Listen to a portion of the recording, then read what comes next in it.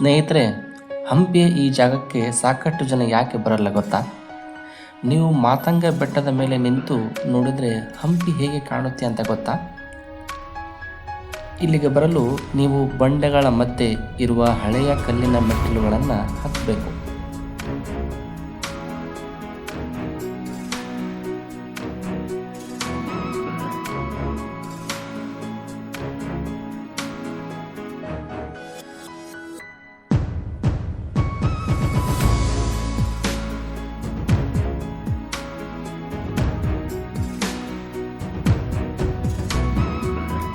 ಇಲ್ಲಿಂದ ನೋಡಿದಾಗ ಅಚ್ಚುತಾರಾಯ ದೇವಸ್ಥಾನ ಯಾವ ರೀತಿ ಕಾಣುತ್ತೆ ಅಂತ ಗೊತ್ತಾ?